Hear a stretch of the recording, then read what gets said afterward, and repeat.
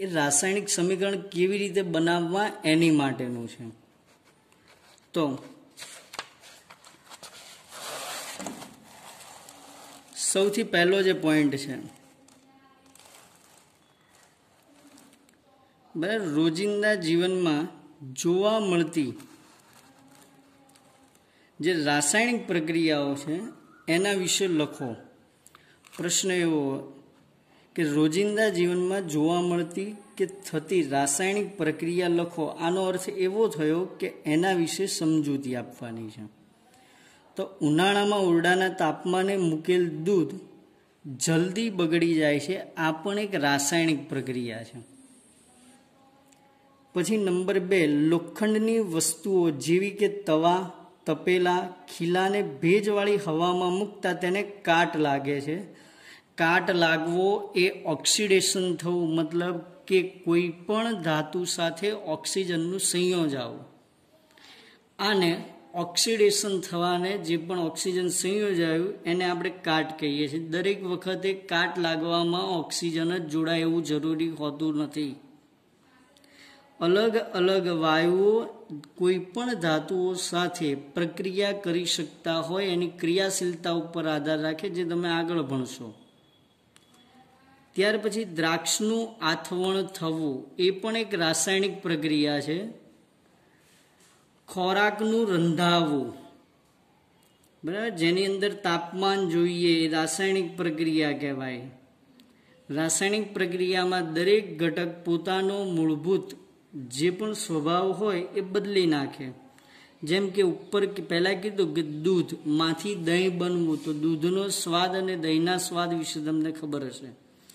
દૂધની અવસ્થા જે છે, બરાબર, એને પ્રવાહી અવસ્થા કહી શકશો, દહીંની અવસ્થાને તમે પ્રવાહી અવસ્થા નહીં કહી શકો। ત્યાર પછી લોખંડને કાટ લાગવો એ પણ એક પ્રકારે જોવા જઈએ તો રાસાયણિક પ્રક્રિયા છે, કારણ કે એના રંગમાં ફેરફાર થાય, એનું બંધારણ બદલાય, બરાબર। આયર્ન જે છે, લોખંડ, એમાંથી બનશે આયર્ન ઓક્સાઇડ, કાટ બને છે જે આયર્ન ઓક્સાઇડ છે। ત્યાર પછી દ્રાક્ષનું આથવણ થવું। દ્રાક્ષનું આથવણ થવું માત્ર એ જ ન હોય, પરંતુ તમારા ઘરે જે પણ વસ્તુ જેમાં આથો લાવવામાં આવે તમામ ક્રિયાઓ માટે એ જ કહી શકીએ આપણે કે આથવણની ક્રિયા થઈ રહી છે, એટલે કે રાસાયણિક પ્રક્રિયા થઈ રહી છે। ત્યાર પછી છે ખોરાકનું રંધાવવું। તો ખોરાક રાંધવા માટે આપણે બધા જ જાણીએ છીએ કે તાપમાનની જરૂર પડે। તાપમાન આપતા પોતાના બંધારણમાં ફેરફાર કરે છે, તો આ પણ એક રાસાયણિક પ્રક્રિયા છે।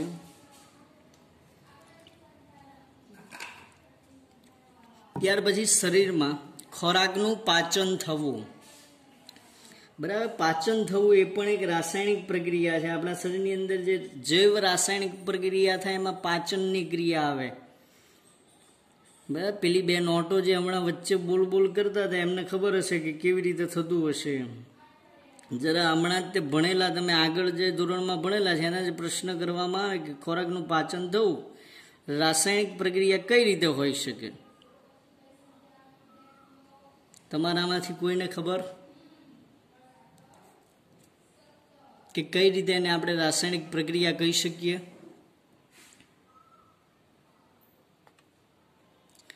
તો આપણે જે પણ ખોરાક ખાઈએ છીએ, બરાબર, એ ખોરાક જઠરમાં જાય ત્યારે પહેલાં તો વલોવવાનું કાર્ય થાય। એ જઠરમાં વલોવાય ત્યારે એમાં મંદ હાઇડ્રોક્લોરિક એસિડ ઉમેરાય છે। આ મંદ હાઇડ્રોક્લોરિક એસિડ ઉમેરાય, તમે જો ખોરાક આપણે જે લઈએ છીએ એનું આપણે જાણીએ છીએ કે વિટામિન, પ્રોટીન, આ દરેકની અંદર વિઘટન થતું હોય, તો એ વિઘટન થવા પાછળનું જે કારણ છે એની અંદર જવાબદાર ઘણા બધા ઉત્સેચકો રહેલા છે, જેમાં ઉત્સેચકનો અર્થ થાય અંતઃસ્ત્રાવ। આ અંતઃસ્ત્રાવ મતલબ શરીરની અંદર એવી ગ્રંથિઓ આવેલી છે, અંતઃસ્ત્રાવ ગ્રંથિઓ, જે અલગ અલગ પ્રકારના અંતઃસ્ત્રાવ ઉત્પન્ન કરી આપણા શરીરની જૈવ રાસાયણિક ક્રિયા એને સરળ બનાવે છે। તો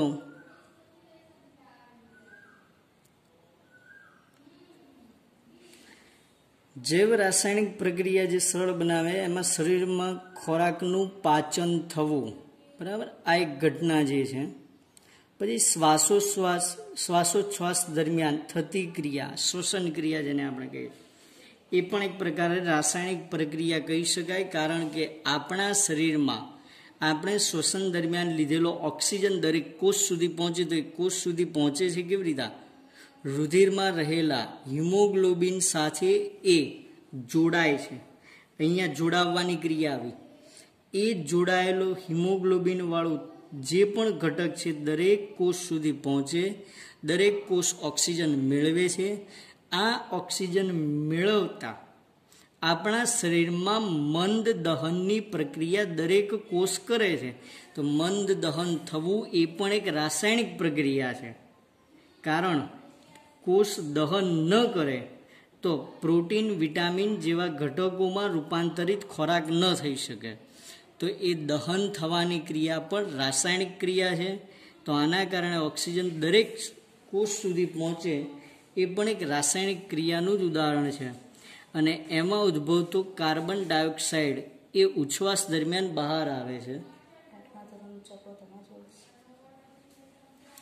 ત્યાર પછી રાસાયણિક પ્રક્રિયા, બીજો પ્રશ્ન છે કે રાસાયણિક પ્રક્રિયા દરમિયાન કેવા ફેરફાર જોવા મળે છે? તો પહેલું છે કે રાસાયણિક પ્રક્રિયા થાય ત્યારે પદાર્થની ભૌતિક અવસ્થા બદલાય છે. જેમ કે દૂધમાંથી દહીં બનવું, હમણાં જ કીધું કે ભૌતિક અવસ્થા બદલાય, બરાબર. દૂધ છે એ પ્રવાહી અવસ્થામાં રહેલું, જ્યારે દહીં પ્રવાહી અવસ્થામાં હોતું નથી. નંબર 2 છે રંગ પરિવર્તન થાય. તમે લોખંડ જુઓ અને લોખંડ પર લાગતો કાટ જોશો તો બંનેમાં રંગ પરિવર્તન જોવા મળશે. પ્રક્રિયા દરમિયાન અમુક વાયુ ઉત્પન્ન થવા. ક્યાં થશે? તો આથવણની ક્રિયામાં. તમારા ઘરે ઘણી વખત આથો લાવવામાં આવે ત્યારે ખબર હોય તો આથો લાવવામાં આવતી વખતે એ પદાર્થમાં ઉભરો આવતો હોય. આ ઉભરો આવવો મતલબ કાર્બન ડાયોક્સાઇડનું ઉત્પન્ન થવું. કાર્બન ડાયોક્સાઇડ ઉત્પન્ન થતાં ઉભરો આવે, અને એ ઉભરો આવે ત્યારે તમે જાણો છો કે પદાર્થ ઉપર તરફ ખસી આવે છે. ત્યાર પછી પ્રક્રિયા દરમિયાન તાપમાનમાં ફેરફાર થાય, બરાબર. રાસાયણિક પ્રક્રિયા જે હોય એમાં તાપમાનમાં ફેરફાર થાય. મને જ નહીં ખબર. હા તો ક્યારે તો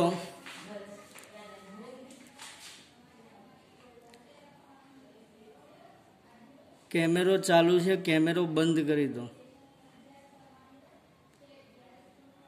રાસાયણિક સમીકરણો, ત્યાર પછી આગળ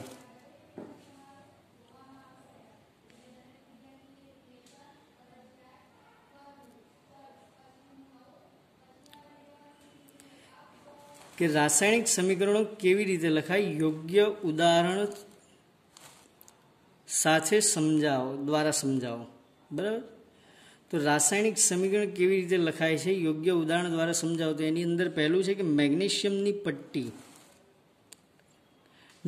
ઓક્સિજનની હાજરીમાં દહન થતાં મેગ્નેશિયમ ઓક્સાઇડ બને છે. તો જો મેગ્નેશિયમની પટ્ટી જે છે એને ઓક્સિજનની હાજરીમાં દહન કરવામાં આવે, આ વિશે તમે ધોરણ 8ની અંદર અભ્યાસ કર્યો હશે. એ કેવો, એની અંદર ધાતુ અને અધાતુવાળો જે પાઠ આવતો, બરાબર, એની રાસાયણિક પ્રક્રિયાઓ પણ આવતી. જેમાં એવું આવતું હતું કે મેગ્નેશિયમની પટ્ટીને સળગાવતા એ ભૂરી જ્યોત અથવા ખૂબ જ પ્રજ્વલિત થઈ અને સળગી ઉઠે. તો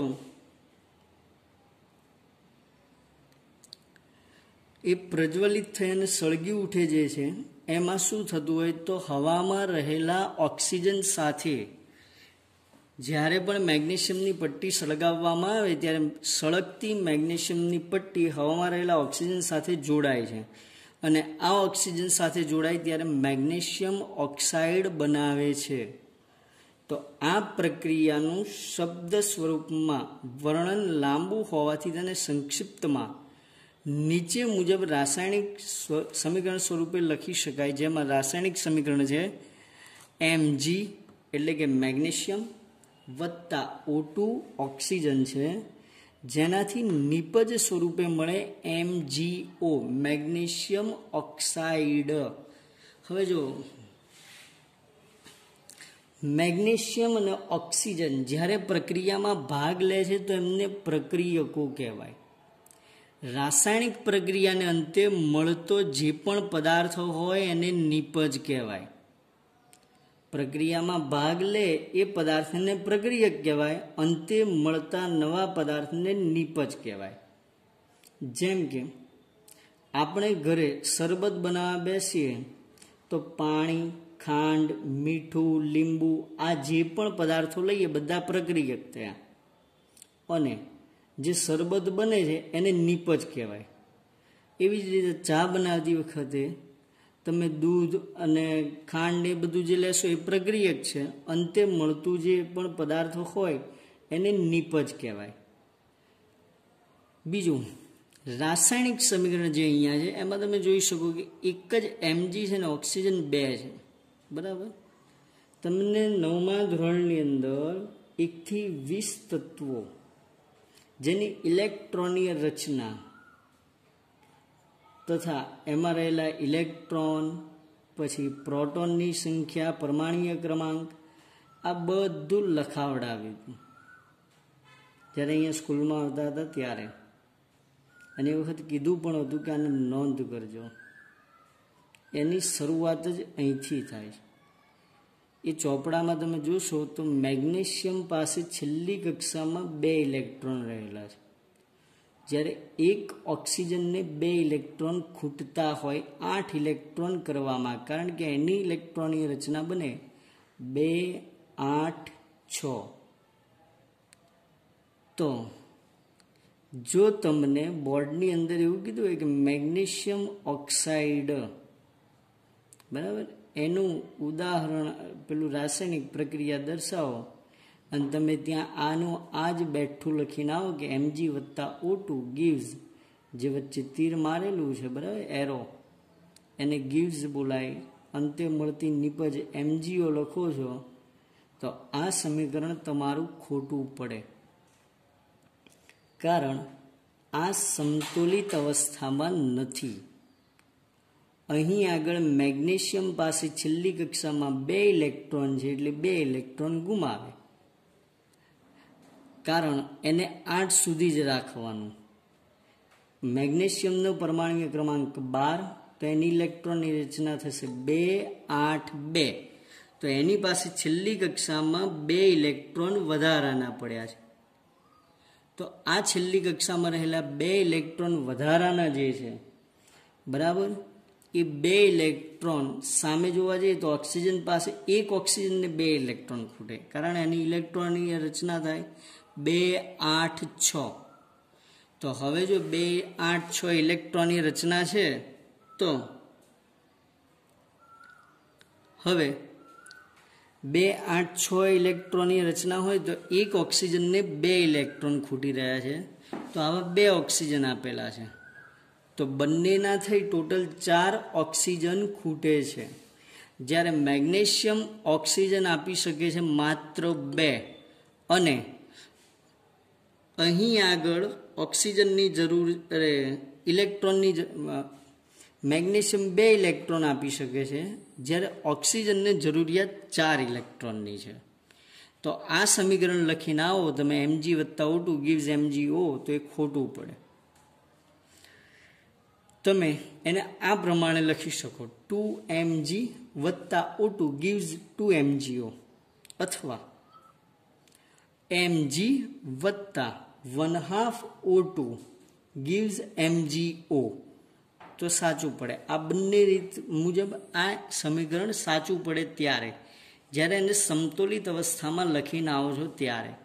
અહીં આગળ માત્ર તમને રાસાયણિક સમીકરણ દર્શાવવાની પહેલી રીત દર્શાવી છે, એટલે આ સમીકરણ આવી રીતે લખેલું છે, બરાબર. ચોપડીમાં આપેલું આ સમીકરણ સંતુલિત નથી. એટલે જ્યારે પણ પરીક્ષામાં પૂછાય છે અને તમે આવું સમીકરણ લખી નાખો છો તો એ ખોટું પડશે. તો સમીકરણમાં Mg એટલે કે મેગ્નેશિયમ અને O2 ને પ્રક્રિયકો કહે છે, કારણ એ પ્રક્રિયામાં ભાગ લઈ રહ્યા છે. જે પણ તત્વ પ્રક્રિયામાં ભાગ લે એને પ્રક્રિયક કહેવાય. જેમની વચ્ચે રાસાયણિક પ્રક્રિયા થતી હોય છે, બરાબર, પ્રક્રિયકો હોય એમની વચ્ચે રાસાયણિક પ્રક્રિયા થાય. જ્યારે MgO મેગ્નેશિયમ ઓક્સાઇડ જે છે એને નિપજ કહેવાય છે, જે પ્રક્રિયાને અંતે મળે છે. નિપજ છે પ્રક્રિયા પૂર્ણ થઈ ગયા પછી અંતે મળે, જેમાં MgO એટલે મેગ્નેશિયમ ઓક્સાઇડ નિપજ. પ્રક્રિયામાં ભાગ લેતા તત્વને પ્રક્રિયકો કહેવાય. પ્રક્રિયા પૂર્ણ થયા પછી મળતા તત્વને નિપજ કહેવાય.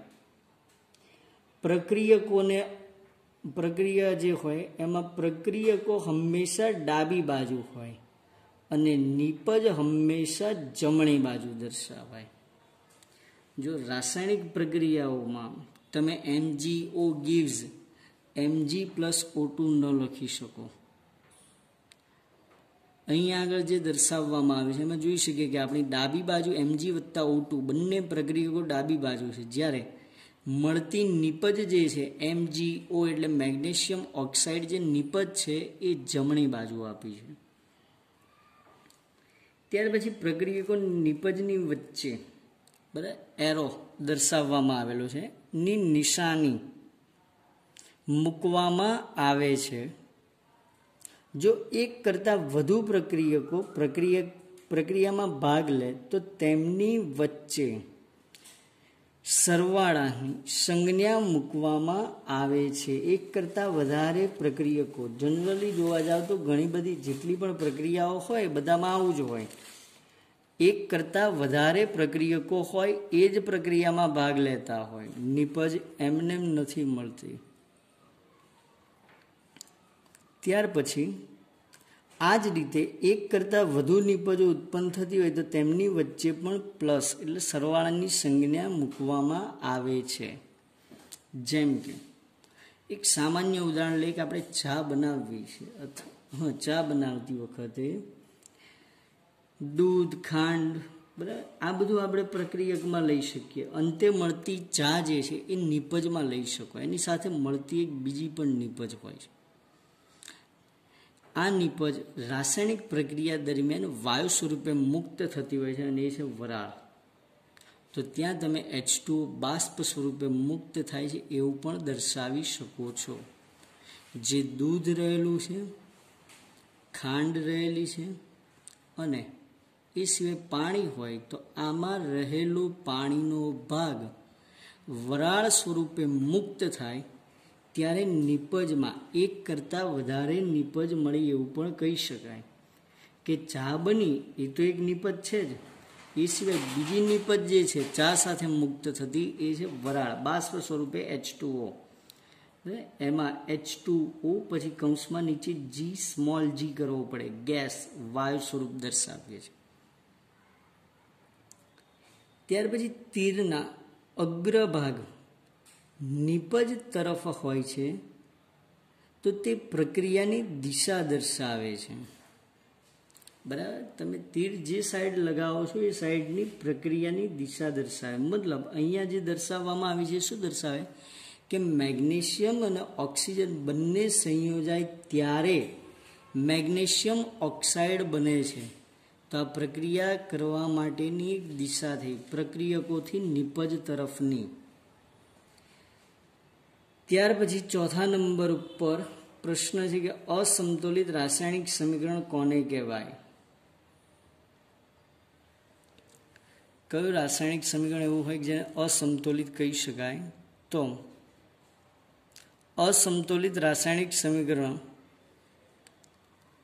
એટલે જે રાસાયણિક સમીકરણમાં દરેક તત્વના પરમાણુની સંખ્યા સમાન ન હોય તેવા સમીકરણને અસમતોલિત રાસાયણિક સમીકરણ કહે છે. દાખલા તરીકે Mg plus O2 gives